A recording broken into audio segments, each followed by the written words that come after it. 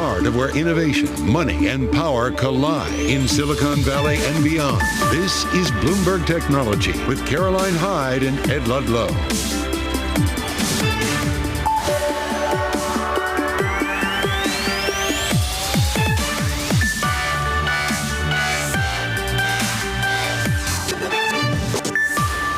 Live from Bloomberg's World Headquarters in New York, I'm Caroline Hyde. And I'm Ed Ludlow. This is Bloomberg Technology. Coming up, more IPO coverage ahead. Klaviyo becomes the third major US listing in a week.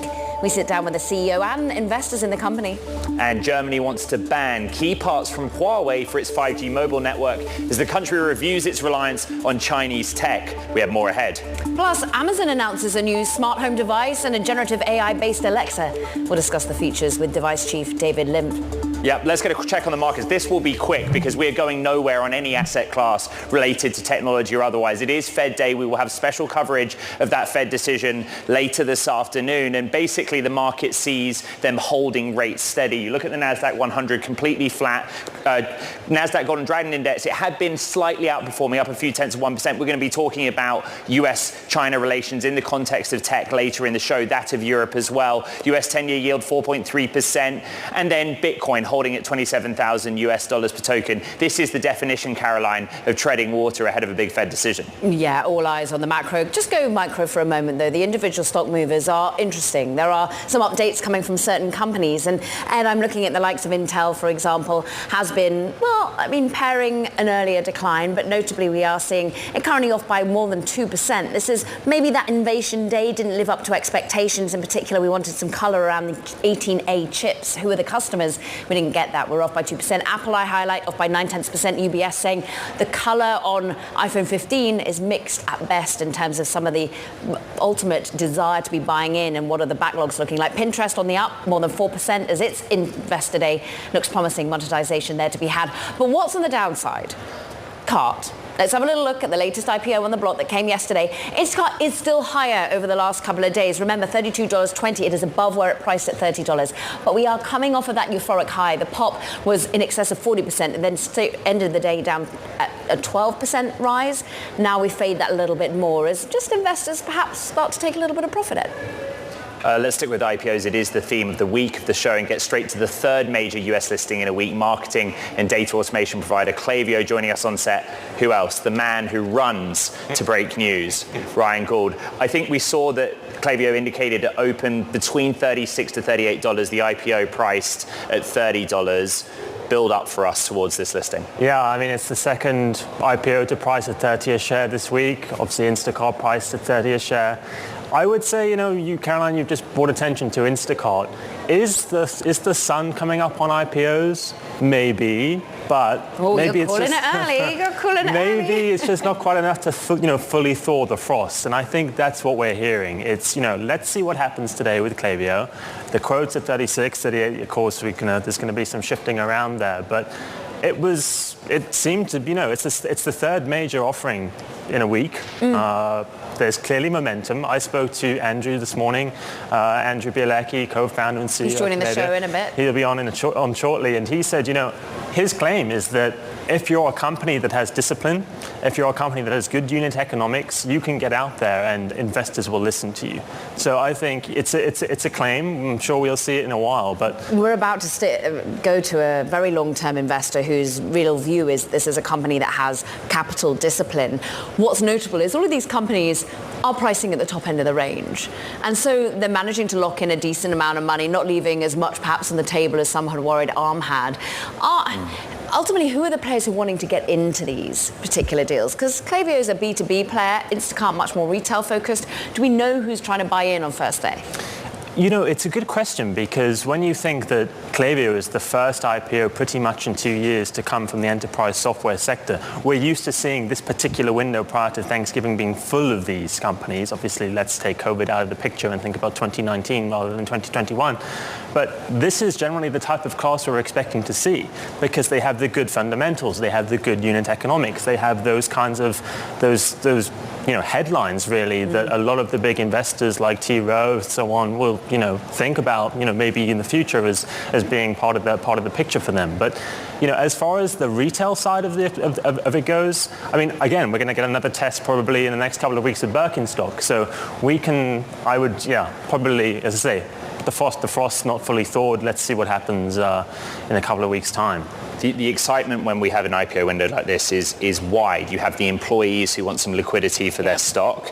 You have the venture capitalists who are coming on the show talking about why they got in early, the bankers who bankrolling it. What's terrific about our deals team is you have this on the ground reporting.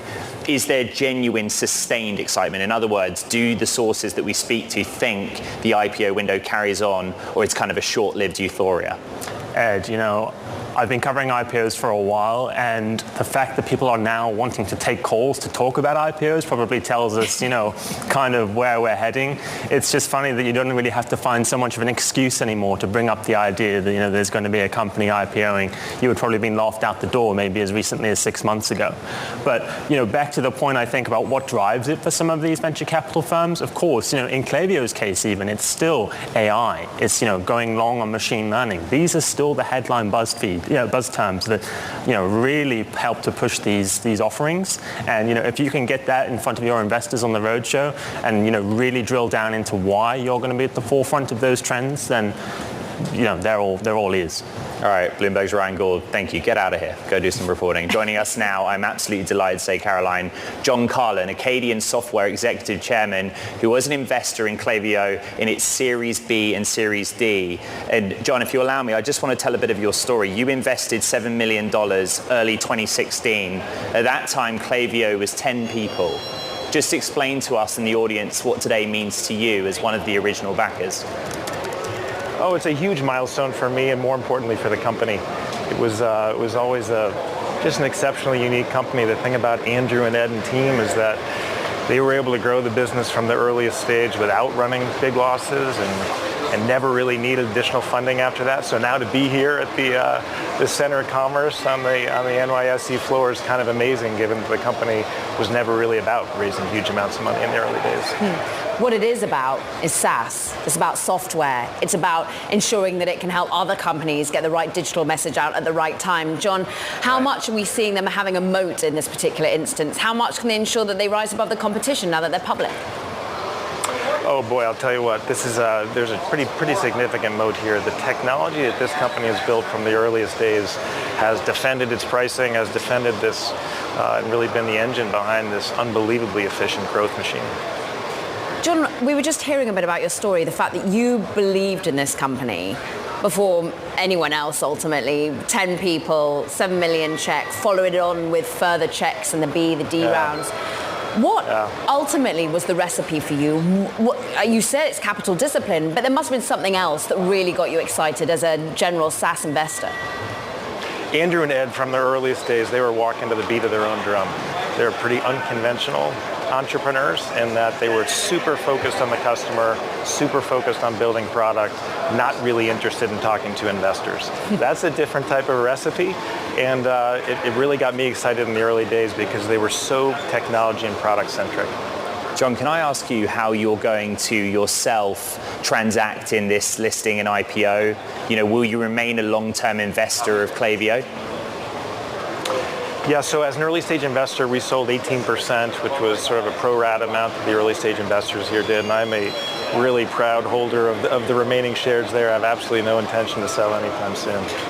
You would note something I think that we discussed with Ryan, that this is the first company in the space to go public for quite some time, go public in 2 years. We're talking SaaS enterprise, call it what you will, automation.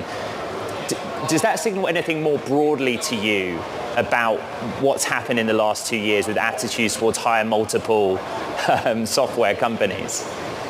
Yeah, sure. Obviously, it's been a pretty long dry spell for software IPOs, but at the end of the day, the thing that hasn't changed at all, and what's most important, you pull the lens back here, and the general tailwind for software automation throughout the economy, that's the thing that's not gone away. There's sort of no sign of any movement. It's happening as aggressively as it ever has. And so this is a good milestone, Klaviyo to be the first one to go public. I think it says something about the quality of the company, but probably most importantly, there's nothing slowing down the demand for software adoption. What's not slowing down at the moment is the hype around artificial intelligence too, John. How much has that had to become part of the business model and part of the messaging, or do they not particularly adopt that? Oh, no, absolutely. I think the interesting thing with Klaviyo is that machine learning has always been at the core of the product. And so maybe messaging has been catching up a little bit lately with a business like this one over the last 6, 12 months, but it's always been core to what the business does. John, we're indicated to open in between $36 and $38. We priced at $30. Just talk to me about the day itself and what you're feeling right now on the floor of the New York Stock Exchange. Yeah, it's an emotional day. I was looking around and we had 300 Klaviyos here today on the floor joining the celebration. A lot of OGs that I was catching, hadn't seen in a long time. It's a special moment for that group, but as Andrew and Ed said recently, this morning, they're kind of 1% done. That's always been their mantra. I wouldn't bet against them. John Carlin, thank you for your time today. We'll let you get back to the celebrations and waiting for it to start trading. Acadian software executive. Thank you, Tay Well. He's the chairman there. And meanwhile, look, we've been talking so much about AI and ultimately not only the hype factor, but perhaps some of the risks and indeed the regulation. I caught up earlier with the Meta president of global affairs, that's Nick Clegg, at a Concordia Summit in New York City, where we talked about all of those things, particularly also about the open source nature in which, Llama 2 in particular has been rolled out. Just take a listen. It's foundational technology. It's like an operating system. It's something which pervades everything, and lots of things will be built on top of it. Of course, you can never perfectly predict how it will be used, and you can't perfectly sort of litigate for that in advance. And no doubt there will be people who will try and use it for bad purposes. But in general, it is accepted in the sector that open sourcing these things leads to safer models because you can then openly look for vulnerabilities and fix them. And that's certainly the attitude that we believe is right at this stage on this great AI journey. Just take hate speech. The prevalence of hate speech on Facebook now is down to about 0.02%. And by the way, I'm not just making that up. That's stuff that stats we publish every quarter, and they're audited by, I think it's EY independently, so we're not just marking our own homework. So that for every 10,000 bits of content that you'd see online on Facebook, 2 bits of content might be hate speech. And that is down by about 50-60% over the last couple of years for one reason only: AI, because our classifiers are just getting much better. So I think it's worth remembering, particularly, and you and I talked about this backstage, particularly in advance of all of these hugely consequential elections which are happening next year: India, the US, Mexico, the European Union, possibly the UK, and so on. That yes, generative AI might enable bad people to try and generate bad and misleading content more quickly. It also allows platforms like us to act against that much more quickly. So it is an adversarial space where hopefully, and that's our task, we can use those tools more nimbly and more effective than our adversaries. The sooner we can get beyond the kind of, oh my gosh, is it going to be the end of the world kind of thing, which I think has a paralyzing effect on the debate. It doesn't, it just kind of goes, ah. And when there's bias in the here and now. And yes, I think there are a lot of here and now issues that we can deal with, whether it's elections, whether it's misinformation, whether it's transparency, whether it's provenance. And I certainly urge lawmakers to kind of, fixate on that.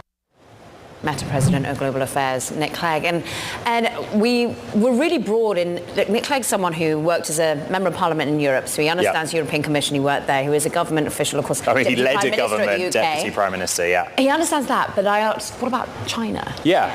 Well, it's top of mind for every tech company, largely in the context of AI. So all I'll say is to our global Bloomberg Technology audience, go and check out the full panel, because China was one of the surprising elements of that conversation.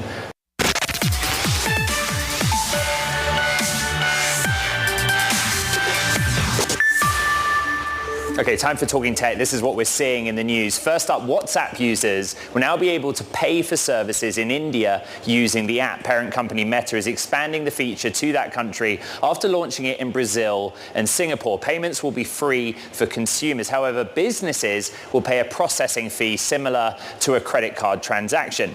And Apple Store workers in France have called for a national strike this weekend, right as the iPhone 15 is set to go on sale. A group of unions are in pay negotiations talks with Apple France, pushing for a 7% increase to offset inflation. Apple has offered a 4.5% increase. The company has not responded to our requests for comment. Plus, US Commerce Secretary Gina Raimondo is raising concerns over the speed and scale of China's technological advancements. During a congressional hearing Tuesday, Raimondo said the release of Huawei's Mate 60 Pro phone with an advanced chip had upset her. But she also noted that the US has no evidence that China can make those phones components en masse. Caroline.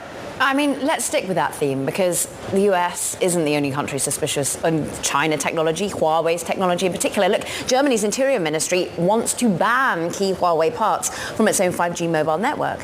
Let's get the context. Bloomberg's Oliver Crook is with us. And Ollie, what's at stake here? How integral is Huawei to Germany's technology infrastructure? Well, one of the issues is they actually don't know. So this is a debate that dates back to the Merkel era, but the question of whether or not they would have Huawei in the 5G network. The Merkel era okayed it. Of course, we all know a lot has changed since the Merkel era, particularly in the relationship with China. The problem is they don't know the volume of hardware that is in this network and how dependent they are. So they launched an audit in the spring to try to figure that out, and the government didn't really keep track of it. So now we understand the Interior Ministry, as you say, is pushing to ban Huawei and ZTE from the 5G network. This could be potentially a huge undertaking, particularly because they don't know how much of it there is. And this is all part of the de-risking, and this is a new category of de-risking, all in the wake of the Russian invasion of Ukraine, Russian gas, but now it's really about Chinese tech.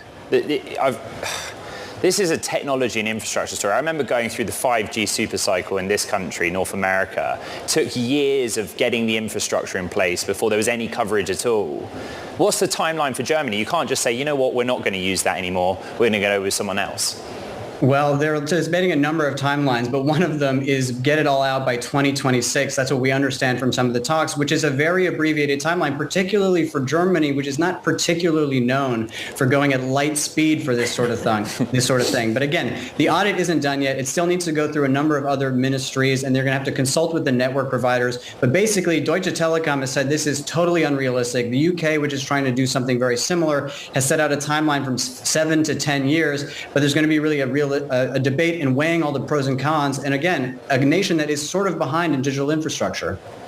I mean, very briefly, who do they turn to if it's not Huawei? Ericsson? I mean, where are they getting the tech from?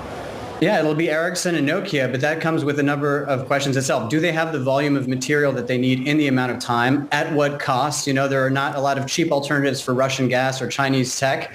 And the third question is the cost of development for the digital infrastructure in Germany. Germany has some of the lowest fiber penetration in all of Europe. We're talking about 8% of households have fiber in Germany. It's 51% in France and 81% in Spain. So they're already behind and they need to play catch up. All right, Bloomberg's Oliver Crook out in Germany. Good to catch up. Thank you. Switching gears very quickly, Neuralink is taking the next steps to make science fiction closer to reality. The brain implant startup led by Elon Musk is seeking out patients in its first clinical trial. Neuralink is asking for people with quadriplegia due to spinal cord injury or ALS. And Caroline, this is a story that caught your eye. It is fast moving. They have the FDA exemption for an investigational device, and they have a hospital on board to perform the procedure.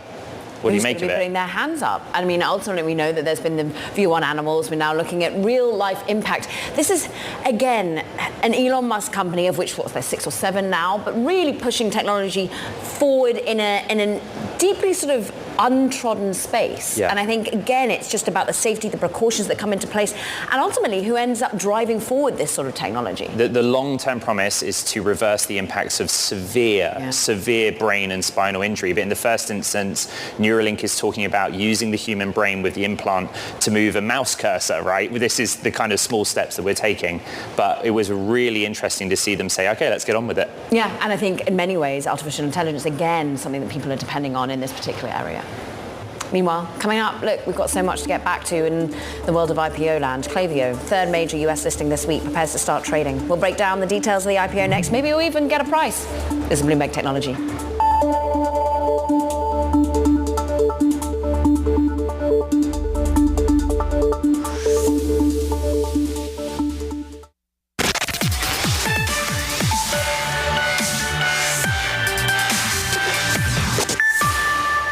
Time now for work shifting. It's time that we look at the changing landscape of the labour market amid some advances in technology. Today, we're going to focus on how much more adept you are at marketing and automation in particular of the software that goes with it. Because Klaviyo, it is going public. What does the company do?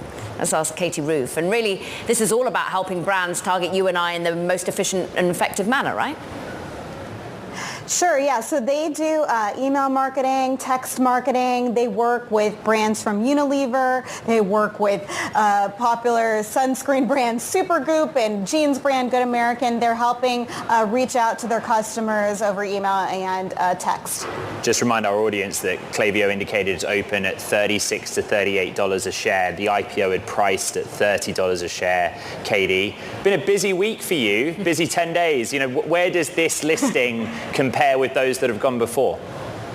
Yeah, and so it's interesting because all three of these big tech companies that are going public right now are in very distinct subsectors within tech. And so there's talk about if Klaviyo goes well, that it could open up the window for the SaaS market. Obviously, enterprise software is a big part of what venture capitalists invest in. And for a while, we saw many companies going public in that category. Certainly, Klaviyo is very different than many of those companies. But the closer we can get any sort of indication of public investor interest, then that helps build confidence for those other companies that are preparing to go public.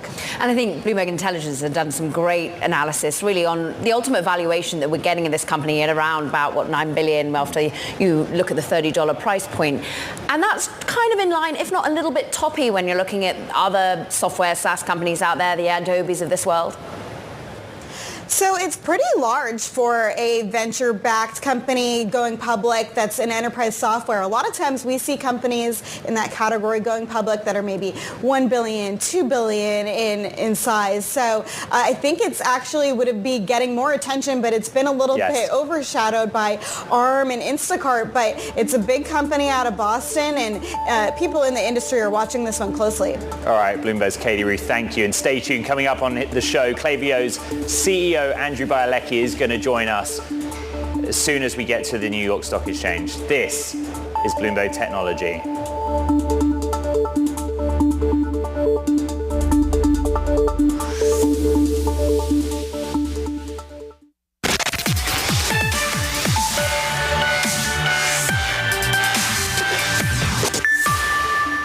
Welcome back to Bloomberg Technology. I'm Caroline Hyde. And I'm Ed Ludlow. We are standing by for Klaviyo to start trading. Indicated open $36, $38 a share. The IPO price at $30 a share.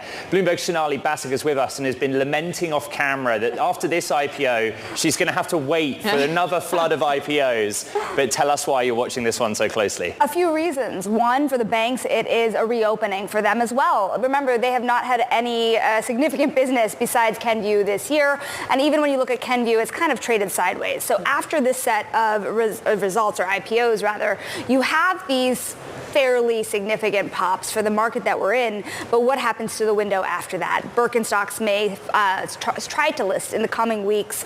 There could be some choppiness in the market, but it would really be Q1 until we see the next wave of listings, SaaS or not. And so I think there's a lot of skepticism out there on how much the window is actually open after Klaviyo, but I don't want to take that away from Goldman Sachs, Morgan Stanley, and Citigroup, which are the lead underwriters on this particular deal. Win for NYSE. The last two were on NASDAQ. So big win for those players at the very least. Let's go over to that NYSE. Sonali Basak, we thank you for that setup, because standing by at the New York Stock Exchange is Andrew Bialecki, Klaviyo's CEO. We don't want to take away this day from you. You're standing by waiting for the first trade. What has this ride been like, Andrew? Oh man, it's been a great day. I'm just so thankful for the 1,500 Klaviyos around the world, 130,000 customers that have bet on us. We had some of our customers join us today on the floor, the 5,000 partners we have.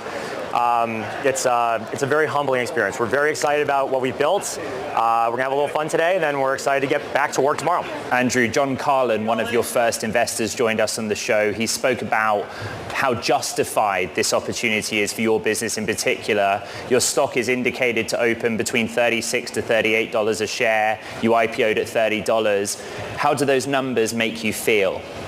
You know, we feel great about the business that we've built. And you know what, I don't spend a lot of time focusing on the stock price. We're just going to keep focusing on customers, keep growing this business. We think we're very early. We've got a really durable business model, and we're playing to some big macro trends. You know, businesses getting closer to their customers, building digital relationships with the data that they own. We've just got a long way to go. Talk about those 130,000 more than paying users and how much they want to see their marketing strategies really intensified by generative AI. It's interesting that that's been the playbook of the last couple of IPOs. Is that something you've lent into? Is that a macro trend that was already there and you're embracing it earlier? Yeah, we've had a whole team dedicated to machine learning and AI for the last 5 or 6 years.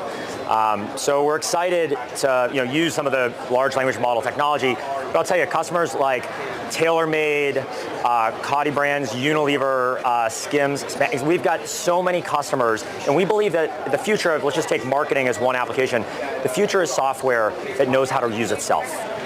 Take marketing. Instead of building a marketing campaign where a user, a customer, a marketer has to figure out what's the right design, I think the future is the software is going to help guide them so that they can be more successful, aided by all of the data that we have, the collective Klaviyo ecosystem. Andrew, you note the data, but what is your technological point of difference? What is it that Klaviyo can do that no one else can? Sure. Yeah, we actually started Klaviyo as a database, a data infrastructure company. And we spent a lot of time architecting a database that is good at both the kind of machine learning analytical queries that folks run, but also that can power real-time use cases, like, for instance, what we do with messaging, other marketing. So I think that's the future. I mean, for us, we've thought about this database as kind of the brain of a business. And on top of that brain, you can build all these different software applications. So we built one with marketing, but boy, there's a long way to go. You, of course, are a global company. 1,500 employees, you're across 80 countries if you're looking at your customers. Where are you going to be deploying your newly raised money? Is it about talent? Is it about marketing? Where next? Well, it's always about talent. We're always looking for really driven folks to come join us. But yeah, I mean, we started the business focused on small businesses. My co-founder, Ed, and I, we have a lot of small businesses and even our families. What we found is Klaviyo is actually a great fit for small businesses and large enterprises. So we're going to be moving up market. And then international expansion, I'm so excited about all of the Klaviyos we have in our London office, our Sydney office, all the way around the world. I think there are millions of businesses that should be running on Klaviyo, and we're excited to take our technology to more of them. Andrew, I appreciate that we haven't even started trading yet. I know that you're excited, you have a long day ahead of you, but what is priority number one when you wake up tomorrow for Klaviyo? Well, priority would probably make my kids breakfast, but after that, look, I have a lot of thank you notes to write, a lot of people to celebrate. I've started doing some of that this afternoon. I'm so proud of what 1,500 people have put in over the last decade, and the best is yet to come. You're Boston-based, so maybe you hot-foot it back on the East Coast to wake up with the kids and have them breakfast. What does it mean for the Boston ecosystem here, Andrew? It's interesting. We're a global company, but both my co-founder Ed and I, we love the Boston ecosystem, and I've been so privileged to get to know a lot of the public company CEOs in Boston, in the New England area. They've been so supportive of us. I am very excited, in the coming years, coming decades, to pay it forward. I think there are so many talented folks building in and around Boston, and I'd love to help them however I can. I'll give you a second there, Andrew, just to put your earpiece back in. There you go. Look, IPOs are all about numbers. Caroline and I obsess over them, but there's also this kind of public image side of the story. Have you already seen any traction from new customers that have engaged with you because of the big, shiny IPO that you're doing? I think so. The way we think about it is that part of being a public company is showing the world, how you run your business and saying that you're going to be there for a long time. That's a big reason why we went public today. I've talked with so many of our customers and said, we love what Klaviyo is doing. Are you guys going to be in it for the long run? And the answer is yes. And I think this moment is just another vote of confidence, another way to show that, yes, if you want to build a business, if you're in it for the long run, we're there with you. We're going to help you grow, get closer to your customers, and whatever your dreams are, our mission is to help people own their destiny. We're just excited to keep doing it. You've got to own your investor base now, Andrew. And how do you feel that narrative changes the way you run a business? The investors that have been with you for an awfully long time, do they stick with you? What sort of buyers do you want to be seeing today? Yeah, we've had, Ed and I have had a point of view on investors. You find people that believe in what you believe in. We believe in aiming long term, getting close to customers, being a disciplined company. I'm really excited for our public shareholders, and to have them. And look, if you believe in those things, then we're going to be excited to work with those folks. I'm going to let you rip that earpiece out and hand it back to the cameraman operator now. We'll get you a bigger one next time, Andrew. Very good. Yeah, sorry, my bad. Yeah. No, you've been a joy. We thank you so much for joining us, and we're excited to see where the first trade takes you. Go back with the team. Andrew Bialecki, he's the Klaviyo CEO on the day of trade. Meanwhile, coming up, how a Danish medical software startup is competing with big tech giants in the lucrative healthcare market. We're talking funding, but still not public yet. Corti CEO Andreas Cleve is going to be with us. Atomico partner as well, Laura Connell. Join us next. This is Bloomberg Technology.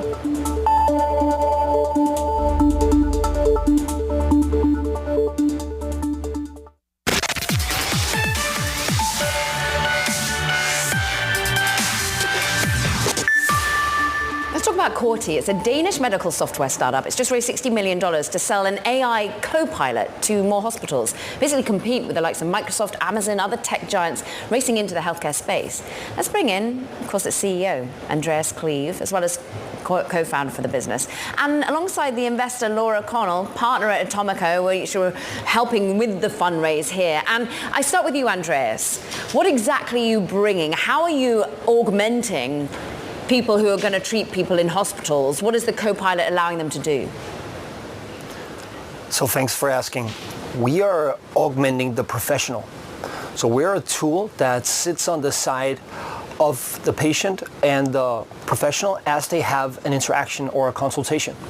So imagine a small digital assistant that, as the conversation progresses in real time, will be taking notes, will be journaling the conversation, will be comparing symptom descriptions to more than 50 million other patients. We'll try to help the healthcare professionals steer the conversation to the best possible outcome with the least amount of administration burden happening afterwards. And hopefully not only will that free up a ton of time, but it will also make sure that the professional has all the time to focus on the patient and not the paperwork while they're interacting. And I think all of us who've tried healthcare think that's really important. Laura, you were helping lead Atomico's investment in Corti. You've got an AI focus, an enterprise SaaS focus, a fintech focus. What drew you towards Corti? Yeah, thank you for asking. At Atomico, what we're most focused on is trying to invest in and back teams and founders who are really trying to solve some of the most important generational issues that we face. I think few people disagree that healthcare and health tech is one of the key areas that we most need to fund. So we spent a lot of time looking at the full value chain and figuring out where along the value chain we thought that some of the latest developments in AI could most help, not only in terms of improving patient care outcomes, but also in driving cost efficiency and revenue optimization for key hospital providers who, as we know, are buckling under the strains of inflation, resource constraints, and a frontline care worker health force that is really struggling with things like burnout and depression post the COVID. Andreas, AI is the technology, but I'm actually just interested in the data. There are many giant technology companies working out how they can enter this healthcare space. I was in Cupertino last week at Apple, right? Theirs is more about emergency situation detection, but it's machine learning based. Do you look at the likes of Apple and worry that they similarly want to be a part of this healthcare process, the same part that you're occupying? I think it's exciting to see more big vendors entering the space. But I also think we've all now tried many of these new AI technologies and found them lacking. And what we come with is a uniquely vertical AI system. And for the layperson, that means it's uniquely specialized in one thing, and that is actually healthcare interactions. And that's still unique because a lot of the big systems are still built for the horizontal use cases, the very like average everyday use cases, whereas we're very focused on this exact interaction. We're just going to pause this conversation for a moment. We have some breaking news of Klaviyo opening at $36.75. We have the opening price for the initial public offering of Klaviyo. $36.75 is currently where we trade. So a big uplift from the $30 at where they priced. Now, ultimately, Ed, we are seeing, once again, a pop in the latest IPO. We've been sitting here wondering how Instacart was going to be performing on the day. They had a 40% pop at the open. We know that Arm also traded significantly higher.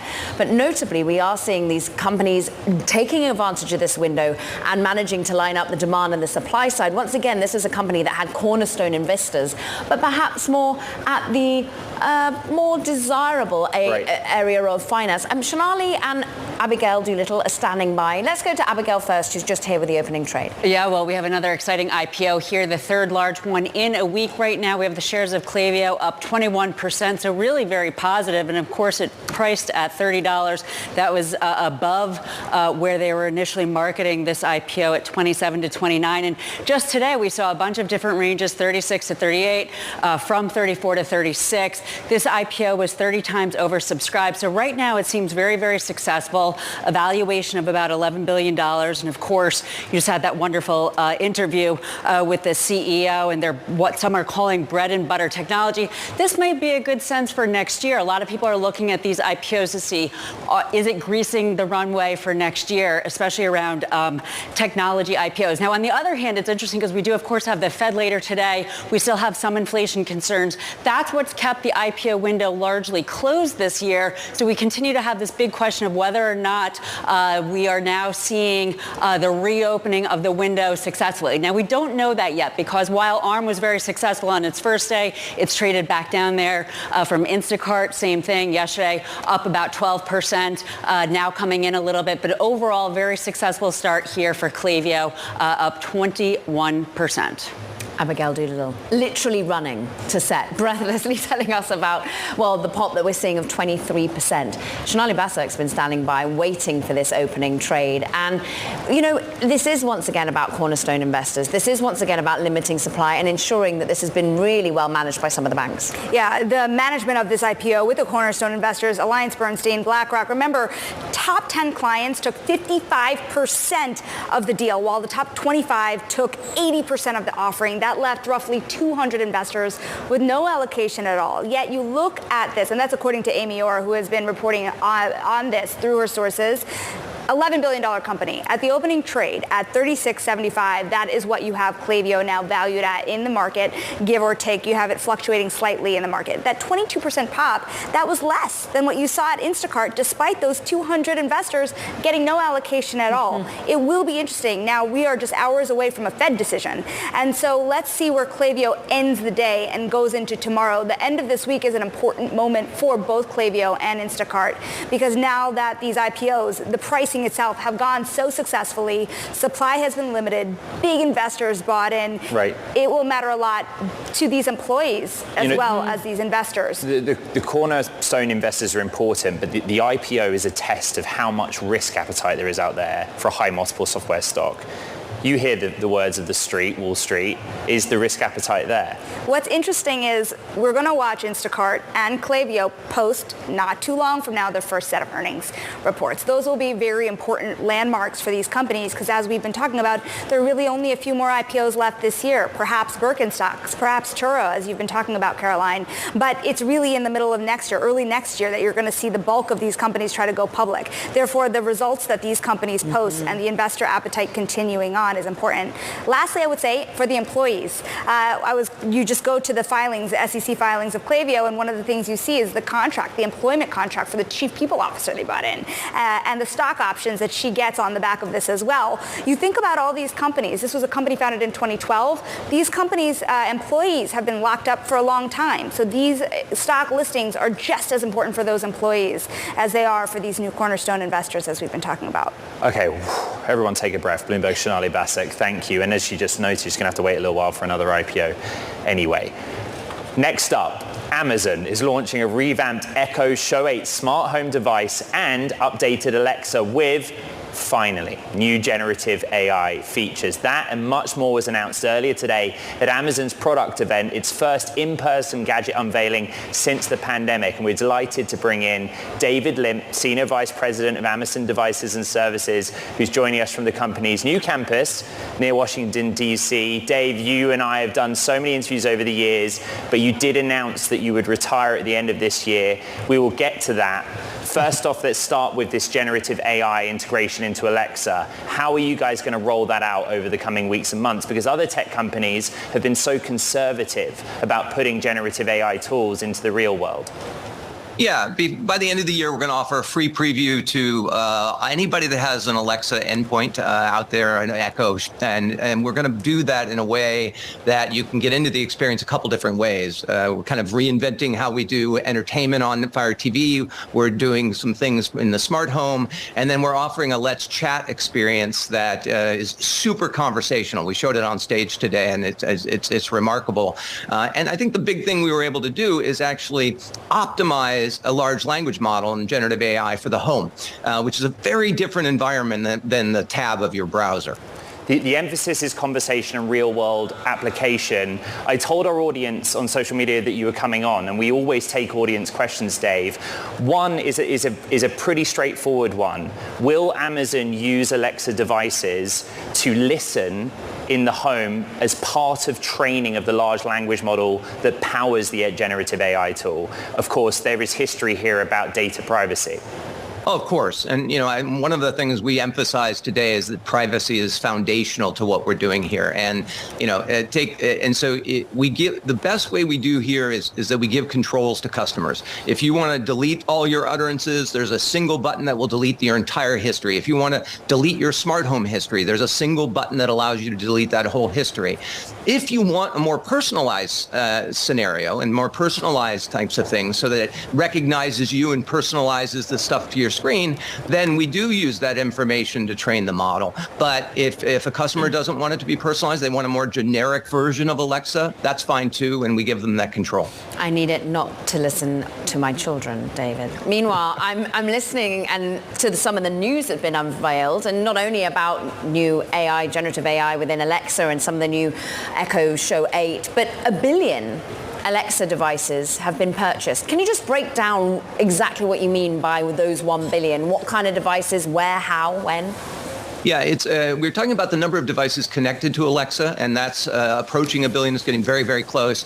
A bunch of those are Echoes. There are a bunch of third-party devices as well that have Echo and Alexa inside of it, things like, BMW vehicles and Sonos smart speakers. And then there's over 400 million smart home devices, that have been connected too. And so we're really seeing kind of a continued momentum, and we're kind of lapping the pandemic, but we're still seeing this growth in engagement and growth in how people are using Alexa.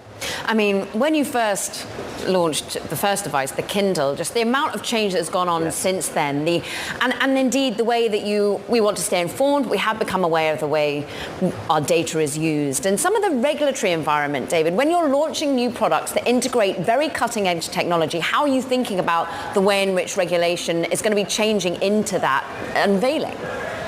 Yeah, obviously, we have to take into account laws. We're never going to build products and services that are going to break the laws. But when it comes to AI, the most important thing is we build an AI that's responsible, that's safe, and that is trusted by customers. And so what we've done, and I think that's even more true when you're going to put this AI into your home in the form of Alexa versus if you were putting it on your personal computer or elsewhere. And so we're doing a lot to build guardrails around our AI to make sure that it is as responsible as we know how to make it. And because we're interconnecting it to your home, we're also doing a lot to try to reduce this idea of hallucination. The last thing you want is for you or your kids to say, turn on the living room light, and all of a sudden it turns on the garage door light. Then that assistant is not going to be used after a little bit longer. So we're spending a lot of time there as well. Dave, I've lived in the United States for almost 6 years now. I've enjoyed these interviews with you talking about hardware and its role in the Alexa ecosystem. Bloomberg's reported that Panos Panay left Microsoft, where he led hardware, and is joining Amazon. Are you able to confirm that's who's replacing you in any of your retirement plans by the end of the year? We don't have anything to share on that. Besides, it is true that by the end of the year, I will be retiring from Amazon. That I can confirm. Okay, well, and you won't stay in technology? There's no Dave Limp startup on the horizon? I think the thing that I wrote it to the team, so I can certainly tell you, I've been doing some version of this job for 30 years. I came straight out of undergraduate college. I went to Apple. I had such a good time there. I then went to Palm and other places. And so I think I do have another chapter in my life. It's just not going to be consumer electronics. But beyond that, I just ask you to stay tuned. Maybe venture calls. You're at Azure Capital just before this role. David, great to have some time with you. Thank you, David. Thanks for the time. Yeah, of course, Senior Vice President of Amazon Devices and Services. Meanwhile, we want to dip back into what the IPO is up to. It's been such a busy couple of days when it comes to NASDAQ yesterday with Instacart. Today it's New York Stock Exchange's time to shine. We're seeing ultimately another pop, Klaviyo going higher. Now, not as high as it had been indicated overall, Ed, but certainly a notable 25% increase. They are managing to plan these IPOs to the nth degree. And the first SaaS or enterprise or software name in 2 years, and they trade at higher multiple. We have the Fed later today, but we love an IPO. Sonali Basak laments that there won't be another one till Birkenstock, but it's been an amazing week.